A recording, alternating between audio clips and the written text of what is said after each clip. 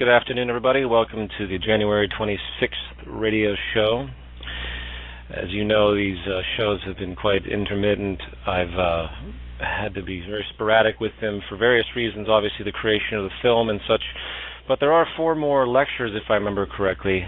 We can call them lectures, that I do still intend to do, but I can't quite say when that's going to happen. But anyway, you'll be posted on that. Obviously, Zeitgeist Moving Forward is out, and I really want to thank the community. This has been just an incredible community effort. In fact, very quickly, let me run down kind of where we ended up. The unprecedented global release, which I feel I don't know of any other example of something like this in the context of a nonprofit global release that spans 60 countries, 31 languages, 295 cities, in about 341 venues. Many of them sold out in Europe and other countries. Lots of great responses, lots of great photographs and videos that have been sparsely distributed on the internet, which I hope to be able to compile into one place for notoriety reasons to show that this isn't something that the media can ignore anymore. Obviously, the film is a tool. It's not about a film. It's about getting information in a way that can relate to multiple layers of people. And one thing I really appreciate about this is the fact that it shows that the movement is able to mobilize on a global scale.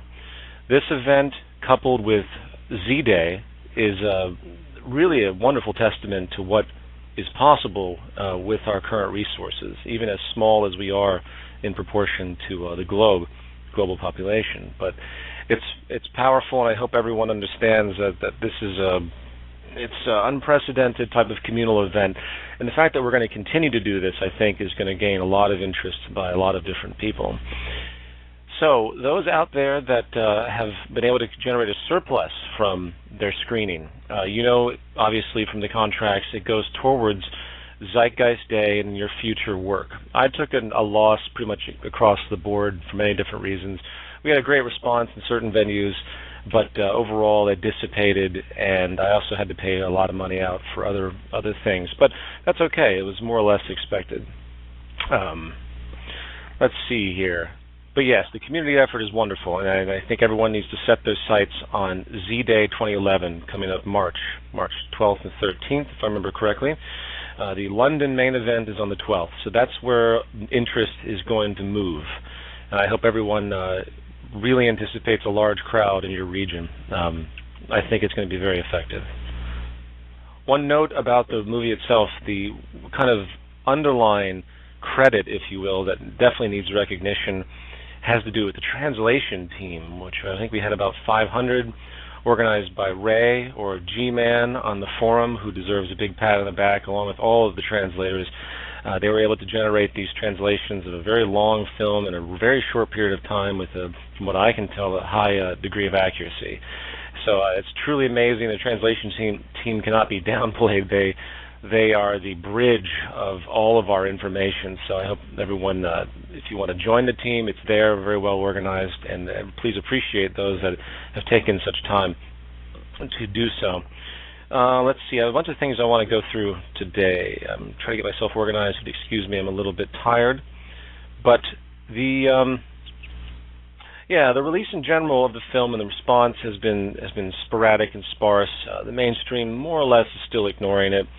But that's, again, going to change. It just went online very, very early this morning. Sorry for the technical problems. I know there was a delay. Of course, we had the leak. I should comment on that, actually. I want to thank those on YouTube and the other sites that were, responsible and considerate of the requests of myself and others that were going around trying to get this leaked version pulled.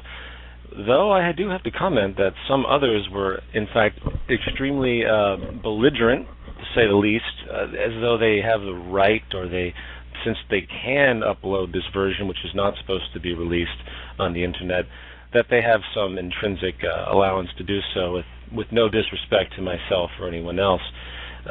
Just because you can push your grandmother in front of a moving bus doesn't mean you choose to do so. It's not a question of ownership. It's not a question of licensing or any legal issue.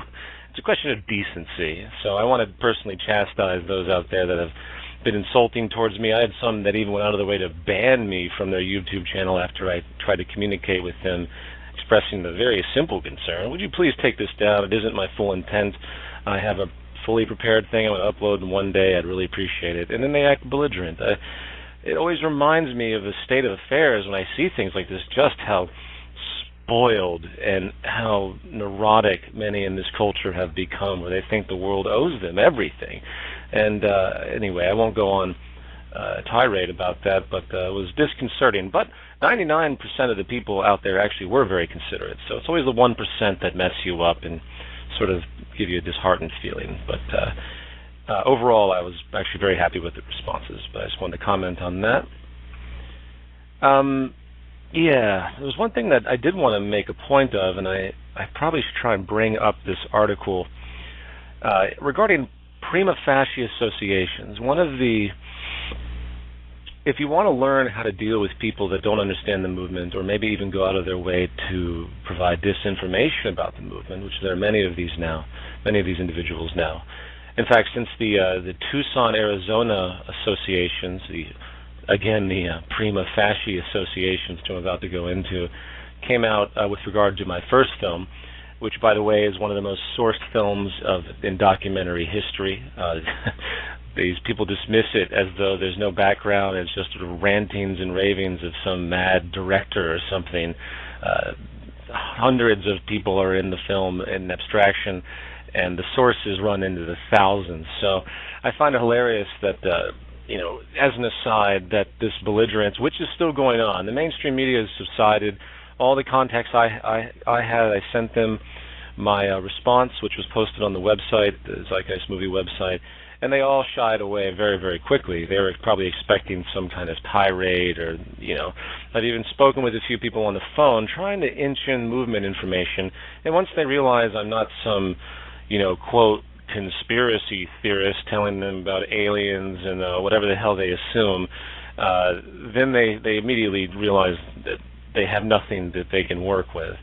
But there are some conservative individuals out there, and of course we have our general onslaught of what we comedically call trolls that propose websites and create videos in a form of harassment, which is mostly comical. I actually enjoy watching those things now. But they jumped onto this notion, and it's going to resonate for a while, and that's okay. That we have truth on our side.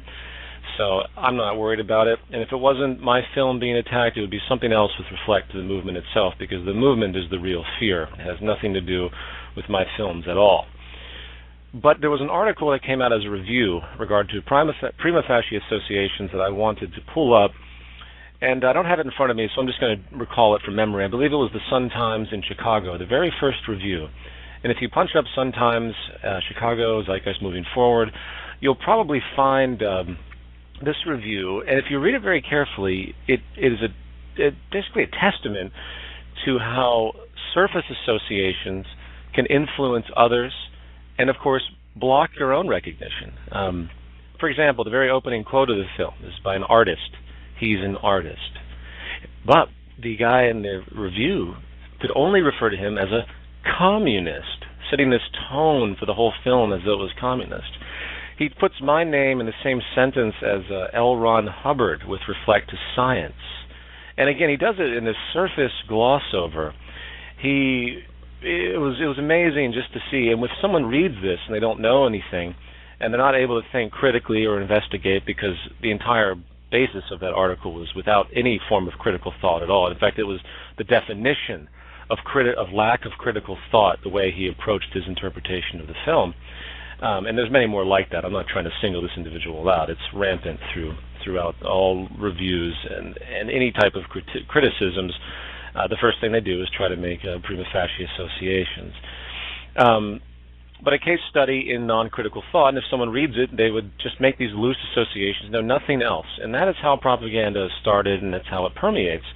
And I do want to do a program on the history of propaganda eventually, because it's a fascinating subject on how minds are controlled through mostly prima facie associations. And if you want to learn how to counter people, you have to learn what this means. You have to understand that what people try to do are create associations on the surface that have nothing to do with anything, and they just keep repeating them over and over and over again. Suddenly they permeate.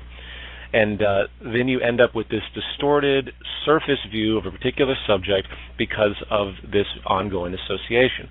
I think the best association is the term, say, conspiracy theory, where what that really is a political ploy, or, well, it's a logical ploy. Excuse me, that's the wrong terminology. I'm not quite sure how to describe it. It's a ploy of some form that I can't pinpoint in my delirium right now, that essentially says if you question any set of information, usually related to government, if you say there's anything about government that might be suspect, that might be working against you, then you're just a, quote, conspiracy theorist. And that, to most people today, is worse than calling them anything else. They're terrified of that notion because of the stigma generated by the media. So keep that in mind, and that's just the tip of the iceberg of these types of associations. We have our communist association. We have on the far extreme, like these kind of New World Order lunatics that really can't think clearly at all. We have these religious fanatics that think we're in fact, there was one article I read that referred to the movement as a atheistic utopianist movement, and I almost just vomited all over the place right there at the belligerence of that particular distinction. But we got to get used to this, and you have to learn how to cut it off right when they bring it up and make them define their terms. You have to force critical thought. So I just want to make sure that everyone understands this and ongoing tendency, because if you can understand this tactic, whether conscious or not, because often it isn't conscious. Remember, people blinker things out. They have a muscle memory of their train of thought. They don't know that they're blinkering information out. Just as you don't think about your average movements, just as, say, a pianist learns a piece of music, and she's not sitting there thinking about every single finger moving. You really can't think that way. It becomes more implicit in the memory structure. Well, the exact same thing happens to the way people view the world. And they don't realize they're blocking information. They don't realize they're operating in a surface relationship. They do it because it's how they preserve themselves. And how they make themselves release, those feelings of balance. Because anything that offsets that, any question of reality, sets up chemical reactions that are discomforting to people. So it's a reaction against harm, if you will, to put it in a very, very loose distinction. Just as you put your arm up to block something flying towards you, our emotions and intellects have the same type of reaction in a knee-jerk sense, where people will block themselves intellectually to ward off any new information that might interfere with the way they look at the world. So keep that in mind when you're interacting with people, because you never know if their intent is real or not, and that's something I had to learn, as I always assume when I dealt with these hypercritical individuals that make these prima facie associations that they really intended to do it, and then I realized they're not. They don't know any better. This is just the state of mind and the perspective that they've generated, and everything else goes through this filtration process. I think the word might be schema, but don't quote me on that. At any rate, I just encourage you to, I'm not going to belabor that, I just want you to go in and pay attention to that point as a general suggestion, because you're going to get a lot of these prima facie associations out there with respect to the film, myself, and everything else. And what you have to do is force critical thought, make them define their terms, make them backtrack so they don't actually, make them actually describe what it is, not just these associations. Oh, the Zeitgeist Movement's communist, Marxist. Say, hold on, why? What? Because we have a problem with ownership. They don't want to consider the fact that ownership is one of the most illogical and wasteful concepts out there in a universal sense. These things require thought, and you have to force that thought. And that brings me to this program that is now posted at thezeitgeistmovement.com, the Why I Advocate. This is nothing new. In fact, I was simply inspired by others that were doing this anyway. Whether they were involved in a third-party program, I'm not quite sure. Meaning I couldn't quite tell if this is something somebody started, but I'm going to jump into it. I've posted my video in very, very simplistic terms. As you know, I can ramble on and on.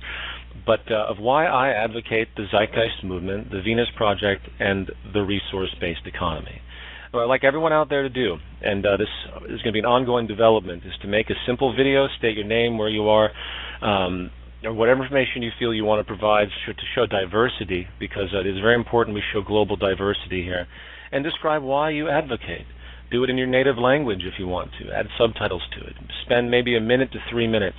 And we're going to create a gigantic page, possibly through the Zeitgeist Media Project or an independent page, to give the world a view of all the people out there that are willing to express themselves personally and why they advocate the direction that we do. Again, you can reference the very short clip that I made if you want to see this, and I'm hoping that this will start a nice campaign. What I'd also like to see happen with this is, given the permission of those who are involved, which I hope will be, a given, we can create a film out of this, where it's different testimonials from across the world. And again, you can have diversity of this. It doesn't have to be completely sterile. If you want to make a short film or something, just keep it relatively short about why you support this direction, because there are many, many reasons. There are foundational reasons, but everyone has sort of a personal interest, and there might be a personal anecdote or a story you might want to share. And then we'll make a film out of this, a free download, an hour, hour and a half. The Zeitgeist Media Project could do this, in fact, as a community effort. We'll take these video testimonials, we'll download them, and we'll put them into an edit and show the face of the Zeitgeist Movement. In fact, we could call it something to that effect, or it doesn't matter. That, I think, is could be extremely effective. So I'm doing it.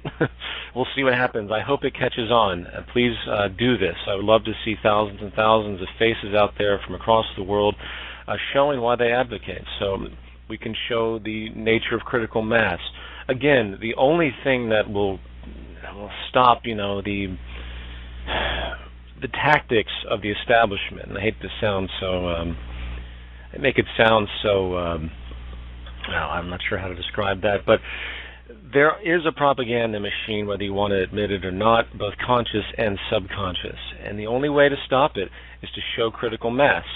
If it's just me out there doing stuff, or just, Gilbert or Jen or VTV, V Radio, Neil, if it's just us, or even Jock and Roxanne, if it's just us constantly trying to interact and deal with things, it's not going to work. Everyone out there has to have courage with this and step up. And making a simple video testimonial shouldn't be the end of the world for some of you. You have to show your face, yes you do, but that's about being courageous. That's about showing your dedication and not being afraid of the people that continue to berate us, which again are in a very slim minority. It's amazing how just a few people can just mess things up in perception, and the only way to counter that is to counter it with positivity, of course, not negativity. So please go to the Zeitgeist Movement and check that out. Let's see here. What else did I want to talk about? We went through the stats. Z-Day is very important. I hope everyone's gearing up for that. That's the next big event. Yeah, okay. What I'd like to do now, and by the way, the torrent is being uploaded, and I'm still in the midst of a lot of administrative things, so this is going to be a short broadcast. What I'd like to do now is walk through Zeitgeist moving forward and describe why I made the decisions that I did. And again, of all the reviews and things that I have read, which I haven't even really touched the surface of, I'm continually amazed at how people just avoid the notions that are brought up. There are a number of very important points that are brought up, and I've yet to really read anything by anyone that actually recognized any of them. Their comments go off on these tangents that have nothing to do with anything in context of the film. It's really disconcerting from a perceptual standpoint. God, are we really that retarded out there? I mean, are we really that blinded that no one can actually think about anything without masking it in some larger order context that, again, is irrelevant? So, anyway. All right. Zeitgeist moving forward. The film opens up with a speech by John Ortberg, the same speech, more or less, that opened up this radio show, to discuss the obsession of materialism, to discuss the state of values in this culture. And he does a brilliant job of expressing that point. I thought it was a very poetic statement, and it goes well with the video imagery that was compiled, the CGI composite stuff. which I thought pulled off pretty well. Then it goes into an opening sequence with Jacques Fresco. Well, excuse me. I don't need to spell this out for everybody, but there's an intermediary scene in Times Square where the hero character, if you will, is engaging, looking at the diversity of rich and poor, looking at the values of distortion. One of my favorite clips is they're rich, they're hot, and they're spoiled. America's #1 show is back. And I want to thank the actresses for having fun with that one because it was a pretty funny thing to shoot. But then it goes into an opening introduction with Jacques Fresco, which is a pseudo-parody in the sense that it's to quote old man, he's talking about his life experience, reminiscing, and then he ends with "this shit's got to go," which I thought, which by the way isn't something that was just made up. I've heard him say this numerous times in context. And the few times you see Jacques get kind of emotionally irritated when he reflects on the problems of society, he'll make a comment and he'll say, "And then I said to myself, this shit's got to go." And it's a great quality of his character. So it isn't. In other words, it's not something that was just invented for the film. So keep that in mind. Now, part one, I run through 4 different academics regarding the nature of, the argument of nature versus nurture. The real issue here is not as much nature versus nurture, even though that is important, but the notion of human needs. One individual actually asked me why the first section was even in the film, which bothered me again because they don't see the connection. We have certain empirical human needs. This is extended throughout the entire film. John McMurtry refers to it as the life ground in a more loose distinction. But back to part one, the distinction of human needs is immutable, and it's something that all societies should recognize. And I pose the question at the end of part one, and I say, does our society support the basic human needs? Are people getting their fundamental needs met, both physiologically, emotionally, of course physically? And the answer is a gigantic no. The cancers, the disease, the neuroses, as described, that's generated by this system because needs aren't being met. Have you ever walked down the street in New York or Los Angeles and you'll see, say, a homeless person? They're obviously not right. There's something wrong. You can see by their behavior that there's a deranged quality. And the intuition is like, oh, well, they're deranged, that's why they're homeless. Actually, no. What happens is that the alienation of not having any support whatsoever is what generates that type of neurotic behavior, in part. I'm not qualifying all those that have mental disorders. Mental disorders come from somewhere, and they're very rarely actually genetically determined. They're coming from environmental qualities that have a certain form of stress which generate this. So these things are extremely important to consider. The world you see around you with the violence now, we have a new level of violence emerging in America with these random shootings. This is something that really didn't exist historically, and it also doesn't exist in other countries that have more balance. We have more mental neuroses. Anyway, that's been run down in my lectures and other things, social pathology, what have you. And, of course, it's in the film, too. But it's still a very, very, very, very important point, and it's a fundamental issue, which is why I open up with this. So not only is part one discussing the nature versus nurture mythology and the importance of the interaction, but the most important part is about the necessity of human beings intrinsically. And if the social system isn't holistically meeting those needs, or if it's actually going against those needs, which we do holistically, by all means,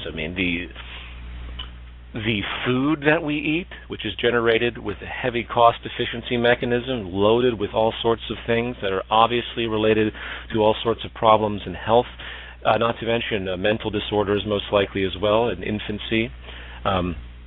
These are products of this socioeconomic system, the need to constantly cut corners, the need to constantly kind of screw the world over for your own betterment, which is what this system is based on. That is a critical point, so I just wanted to point that out. Not one review got that one right. The issue of infancy and early childhood and experience is also extremely critical to point out. A lot of people have been looking at behavioral patterns of kids or adults, and they say, oh, well, it looks like their parents, so it must be genetic. For example, I have very similar mannerisms to my father, and his mannerisms are actually reflective of the, quote, Italian culture. And it isn't that it's genetic at all. It's that when you're really young, you're picking this stuff up. You are you are making facial expressions in mimicry. In fact, I find myself occasionally, out of nowhere, mimicking facial expressions I'll see. I'll see someone make a facial expression, and I'll react to it just to see what that facial expression feels like. Maybe others out there have had that experience as well. So utero, infancy, and childhood are the experiential definers, if you will, that will set the stage for your entire life. Obviously, we've known that. That's intuitive. It's relatively obvious, but no one puts it into any kind of larger context, which is what's so important. I think many would have been surprised at the in utero effects, how important those issues are, the state of your well-being for the rest of your life, from your metabolism to your ability to deal with certain environmental stimuluses and stresses specifically, which leads to propensities for addiction and things as such, as discussed. So those are the kind of three basic things I thought were really critical to take away from Section 1, was first of all, the removal of the myth of nature versus nurture, showing the obvious interaction and really showing in part the dominance of the environment. I mean, what is evolutionary fitness? Evolutionary fitness is, and I'm making my own definition here, please don't redefine this in the classic medical term, scientific term, but evolutionary fitness is really about an organism or its genes surviving in certain environments. So the environment is deciding everything. The genes are changing based on the environment. So it isn't some 50-50 thing, is a very critical point. The second point is the extreme importance of taking care of your children, especially in utero and in infancy and early childhood, because you will set the stage for their behavioral patterns for the rest of their lives in ways that they probably will not ever be able to change. And the third point has to do with the fact that the social system does not cater to the needs of human beings in any type of empirical sense. It doesn't. The social system we have goes against the grain. It's an anti-human paradigm that we live in, and all the weird sicknesses we think can be attributed to some type of genetic determinism are really the result of very, very poor environmental circumstances and stresses that continue to inhibit us. And there's many different things I could have added to that. For example, parents are in this system too. And a lot of the problems of children today are not because the parents were negligent, it's because the parents live in a highly stressful environment as well.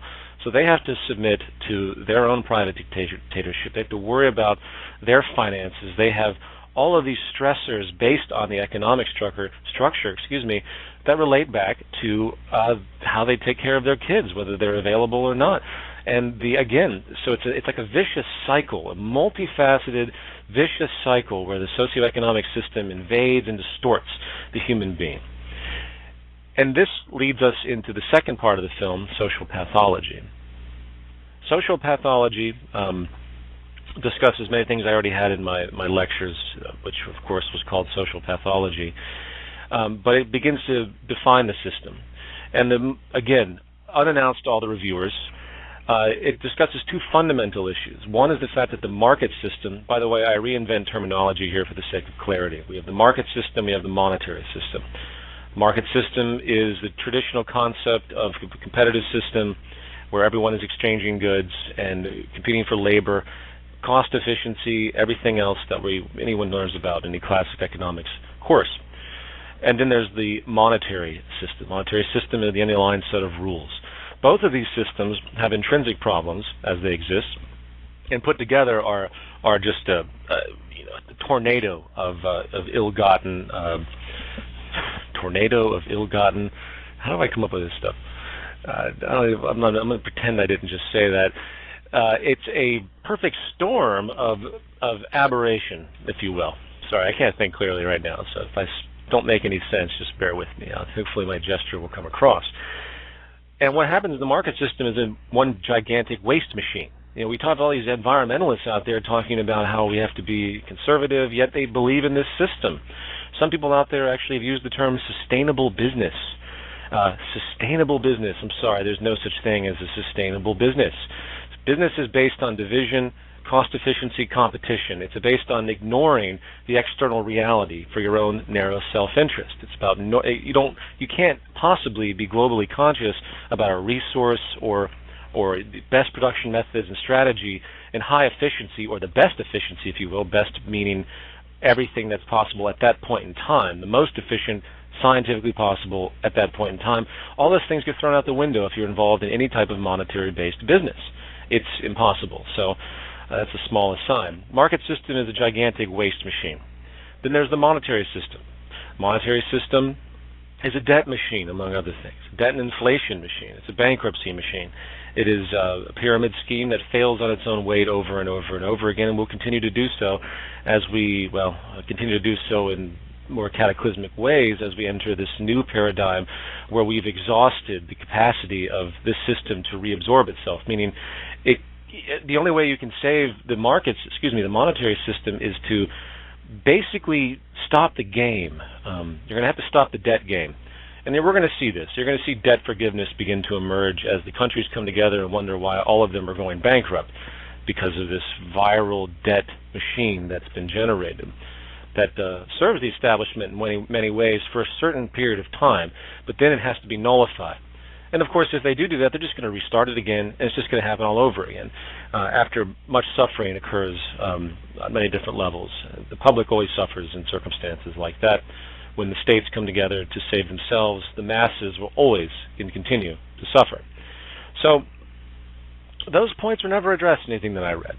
They just make something up, and again, I'm framing this in the context of these reviews that I've read. They just don't even pay attention to the critical points. So that's a quick kind of rundown of social pathology, and of course there are many different attributes to that, and I return back to the equality issue. And in fact, let me talk about that a moment. That's something else that no one talked about. The repeated theme from the first part regarding the lack of human needs being met, comes back when I talk about equality with Richard Wilkinson at the end of Social Pathology, which has got to be one of the most profound realizations, I think, of the modern period.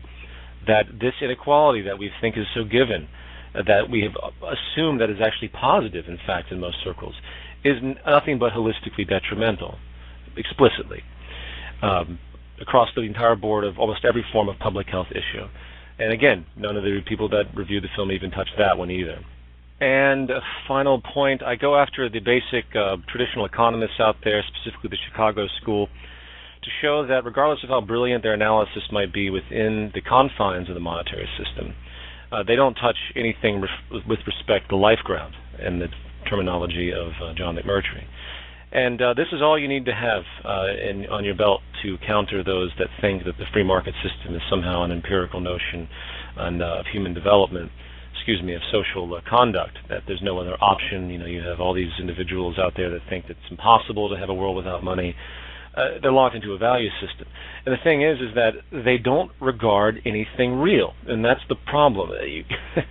There's nothing, it's all about these assumptions of human behavior.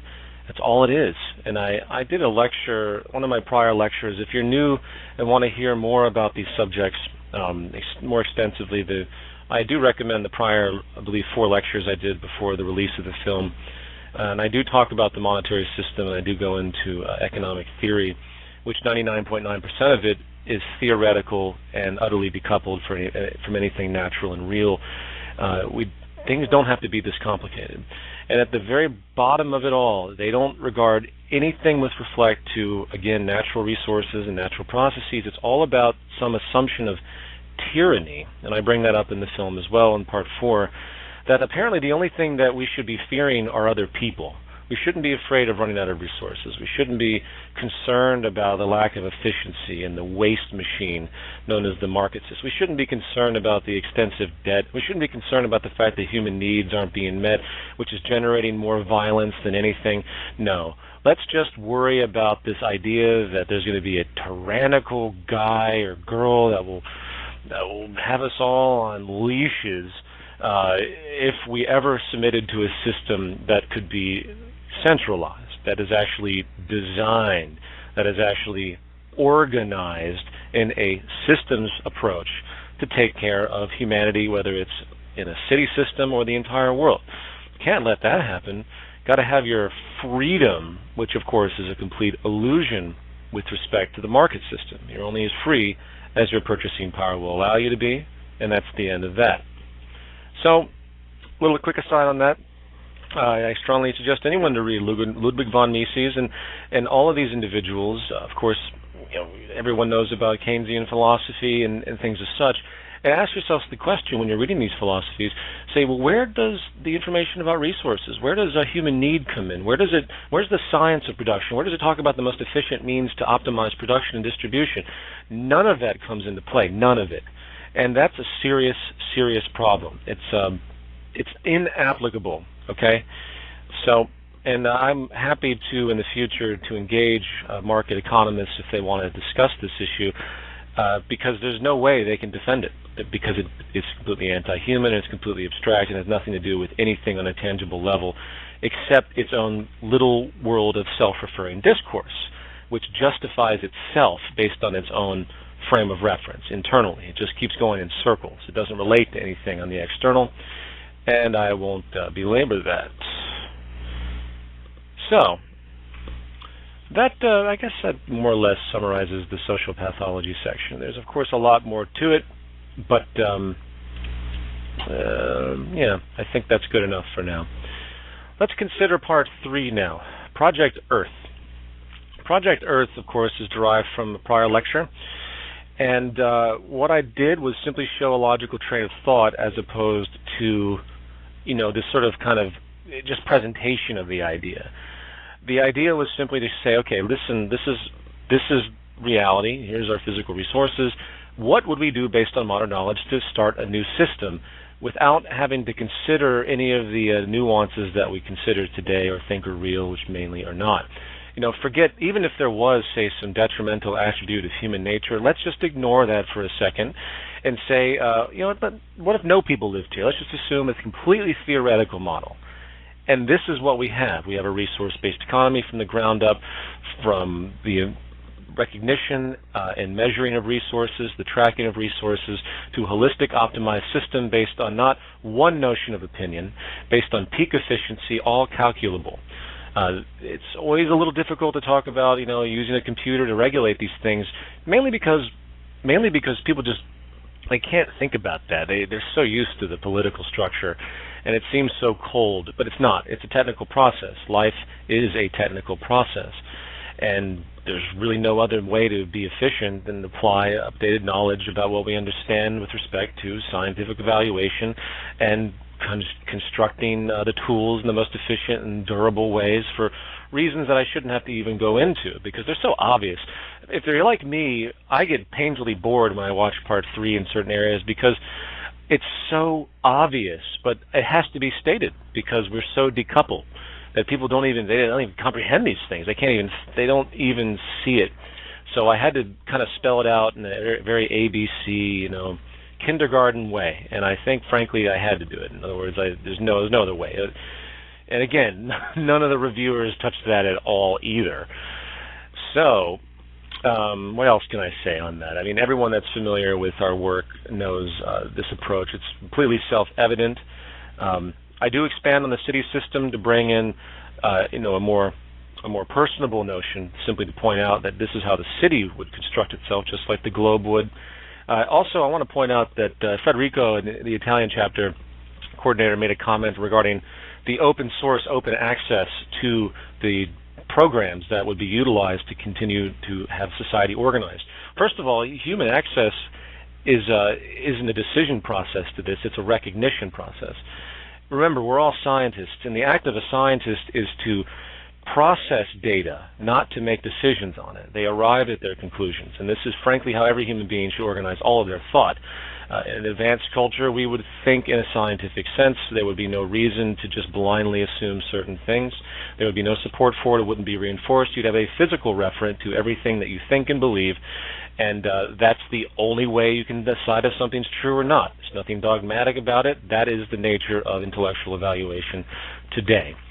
It doesn't matter how much I believe. As I stated in the film, I can stand up right now and walk on the wall. The law of gravity will not allow it unless I have a lot of strange anti-gravity tools, but nevertheless. And the other thing that people got a little nervous about, which I did deliberately, by the way, was the nature as a dictatorship. To try and shove that hyper-paranoia right in the face of people. People think they're free. No one's free. No one is free. They've never been free. They are strictly bound by the world they live in. And it's time people recognize this. It's time people begin to relate to something tangibly real. so-called government of the future is not a dictatorship. In fact, the entire concept of people being in control of anything is removed as much as possible. It's about arriving at decisions. And again, your human needs are human needs. There's nothing you can do to change that. So if your system doesn't intrinsically reflect and fulfill your needs, you will be aberrated. You will develop neuroses, or, it's not a set science, in the sense that you can't just instantly predict these things, even though some things you can very well predict with regard to metabolism and certain stress effects, drug addiction. But generally speaking, we have to meet human needs. The society must be based on that. So it becomes a given. And if you continue to think clearly about efficiency, maximum sustainability, the entire approach of social organization becomes explicitly self-evident from virtually top to bottom. And again, you can align with the ideas, or you can go against them. And it doesn't help anything to go against them. And people go against them today. People object to these comments simply because they like to object, I tend to find. They say to them, just like the belligerents on YouTube that think that they upload this with no courtesy because they can. And it just because you can do something doesn't mean you have, doesn't mean you should, doesn't mean it does anything, doesn't mean it supports anything.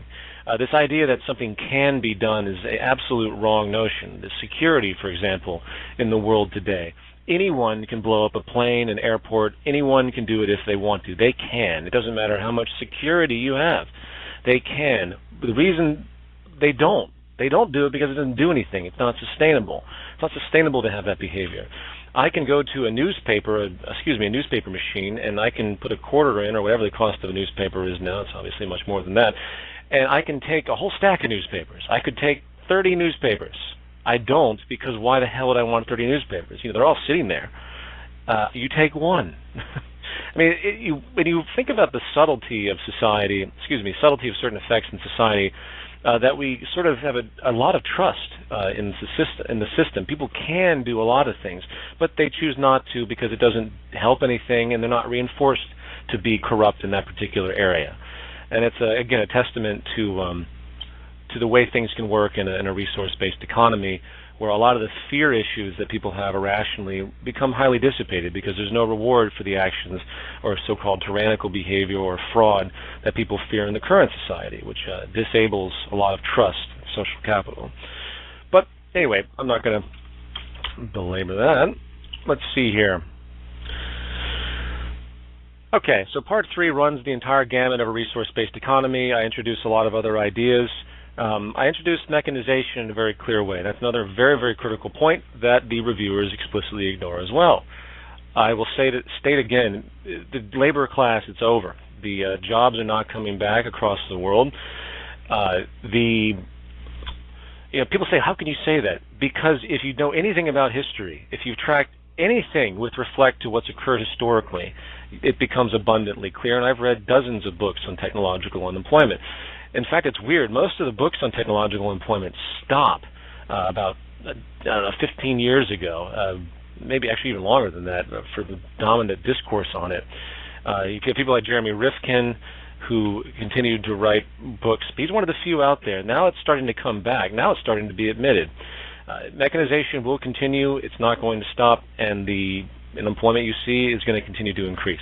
Now, if you accept that reality, if you've actually listened and understood that point, which is equivocally true, why is it that people don't bring that up? Why isn't that not the focal point of everything you would see talked about in government right now with the unemployment crisis? Because they don't want to face it because it challenges the social system. You can't have the system, you can't have, you can't have the market system if you have this natural gravitation to eliminate human employment. And that's the terrifying factor, which is why this idea has been ignored for so long. So that's a very, very critical point in Part 3, technological unemployment. I also talk about 3D printing. I have 2 examples.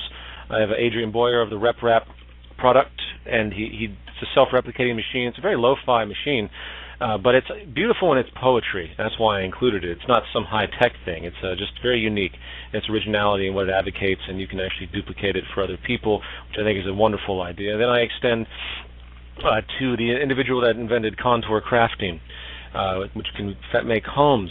People first saw that in certain reviews, certain responses I had, and they felt it was a little coarse. But let's think about what he's describing here. When you understand that 40% of all materials, industrial materials, if you will, go towards construction, and when you understand that construction is one of the most dangerous jobs out there, both for the sense of resource preservation, the efficiency of making a 2,000 square foot home in one day, with immense strength, by the way, it's made of concrete in its foundation, and then coupled with the fact that you're saving all of these human problems, all of these injuries and things of such. Why we're not doing this now, I have no idea. I mean, Jacques has been talking about this for who knows how long, prefabrication, of extrusion technology, and that's just the tip of the iceberg. If you're not familiar with the Venus Project and Jacques' designs, please look into that. I just shudder when I see people building these buildings still out of cinder blocks and wood. It's just incredible. Again, we're so far behind in our approach to society holistically, I'd say 60 to 100 years, that it begins to boggle the mind once you begin to realize that. And it becomes very frustrating to see how much inefficiency is out there and how little the public knows about what's possible. So, let's see here. That was a very important point, I felt. All right. Yes. One quick comedic note, which I enjoyed doing, was the allusion to the Monty Python skit. I knew I had to do something to go after the people that, again, make the prima facie association that this is just communism, and then they run with it, with these other associations that, again, have very little interlinkage of Marxism, communism, fascism, whatever, even New World Order, which is the new state of belligerence today of fear. I really hope that came off well for all of you, and just to throw it back in the face of those that, again, were probably thinking that right at that moment. So I just want to leave it at that. We're going to have to do a new campaign against those that really can only come up with this prima facie excuse. That all they see is the surface relationship. And many that have seen the film, that have responded to me, still ignore the entire train of thought and still think that it's just repackaged Marxism. So what are you going to do? Sometimes you just can't win. But as time moves forward, people will begin to understand these things a little bit better. And that brings us into Part 4. Part 4 was shorter than the other sections, and it runs through a general gamut of different social issues, including political structures, politics in general, the nature of the monetary system, how there's no such thing as objectivity in this system. It's not possible. In a market system, everything is for sale. End of story. And everyone knows that intuitively now. But I will say it continues to bother me when I hear activists talk about ethics and accountability and more legal action to regulate people. Let me restate this. I stated this before. The social system should have its own integrity, meaning that you shouldn't have to have laws. The more laws on the books, the more a sign of a lack of integrity. I consider the monetary market system to be a dilapidated house stuck on the side of a cliff with tons and tons of stilts and different support beams that are constantly added to try and keep this dilapidated structure up. All those stilts are laws, and the more laws you have, the more evidence that the system itself is a failure. If there was such a thing as a utopia, which there is not, there would be no laws to regulate society. Now, Jacques talks about in Gesture getting rid of laws, and you got to remember he's talking about an approach over time. You're not going to wake up one day and there not be any laws. There are still a lot of reasons why laws exist in the general sense, but they would be reduced probably by 90-95% in a system that was designed correctly, whether it's regarding human behavior or anything else. And speaking of human behavior and violence, the issue of these extreme forms of neuroses, such as the Tucson murders, and other murders many other murders that have happened in the United States, seemingly sporadic.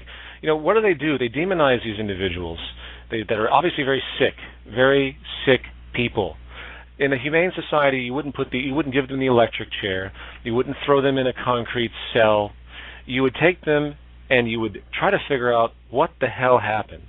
You would analyze their life experience. You would make a scientific evaluation. You would put them in a comfortable position as the rare organisms that they are and try to figure out why. And you would have social scientists try to relate to the social attributes that create such insanity. And of course, if you know anything about the history of violence and such behaviors, such as the work of Dr. James Gilligan, it takes a long time to culminate these types of dispositions.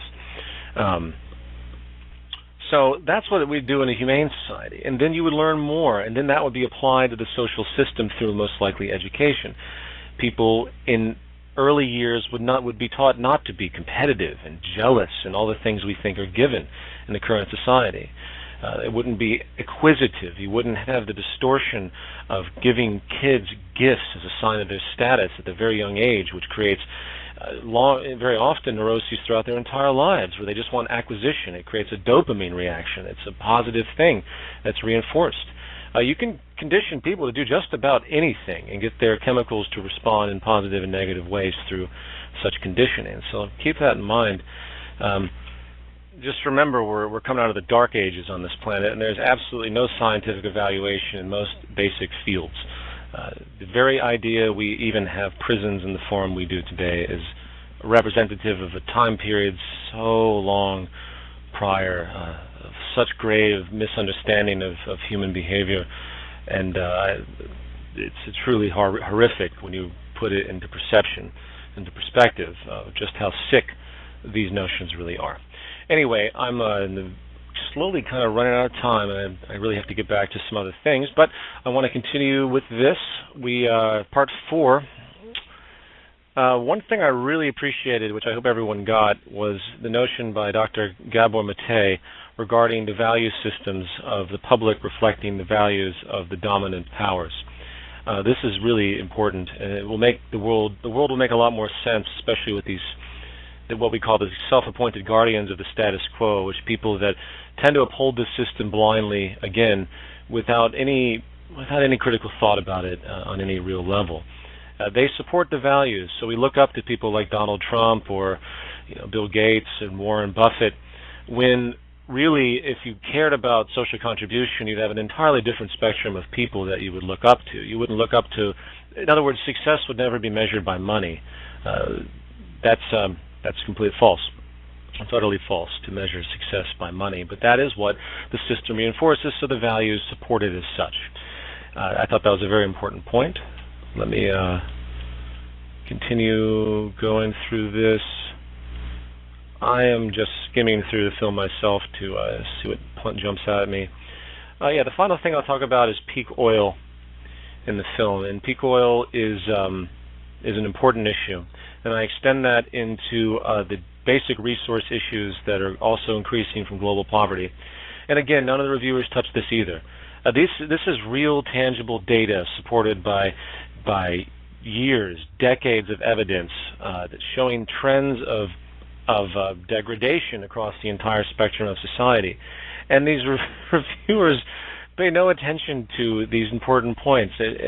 It's one of probably 5 or 6 important points, and just it continues to amaze me. And if I ever do have more interviews, which I probably will, I'm going to make sure that these are brought up, because they never bring it up. They just try to make, again, prima facie associations. That's what the way they think.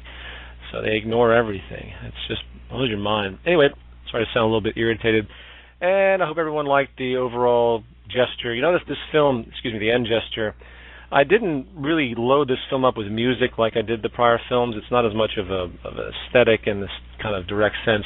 What I did was couple it in with the kind of bookend dramatic themes and this thing running throughout the entire thing. And what is the message? The message is critical mass. The message is that the establishment can do nothing if the masses come together. We can go back millennia and see the tactic of divide and conquer. It's not a conspiratorial notion. It's a given in any type of power system. You divide the people. That's what you do, and that's what has been done. And it's time we stop allowing the divisions to hinder us from creating a sustainable world culture. This is the ultimate issue. 50% of the U.S. population decide not to pay income taxes. The government can't prosecute everybody. If the world rose up and said, listen, we're tired of this, we're not going to participate in the economic game anymore, where 90% of our actions are actually irrelevant, then you would see the power establishment begin to fold and a new one come into being based on sustainable practices. And ideally know a power establishment. I mean, the ultimate idea is for people to understand the world they live in and understand what sustainable behaviors are, because again, they're empirically defined. If you want to live and be prosperous and to have communal relationships and not have violence and all the things that we find to be aberrated in the current culture that can tend to persist. That tend to persist. So I'm going to have to leave it at that. I'm running out of time. Again, this has been a tremendous community effort, and we're just beginning. So I really want to thank everybody, and let's get the Zeitgeist Day going. And don't forget the Why I Advocate campaign. I would love to see that emerge. I'd love to hear people's comments, because again, it's multifaceted. You can comment on your life experience or what you'd like to comment on, but keep it concise, and I think it could be a very unique program. And yeah, lots of stuff happening, trying to do a lot of updates to the site that we've all been way behind on. Zeit News is up, so everyone can check that out. They did a really great job to describe advanced technologies. But I'll probably be back very soon. In fact, Gilbert wants to do a partial radio show on the chapters, so we're going to be doing that as well. All right, everybody. Thanks a lot. Talk to you soon.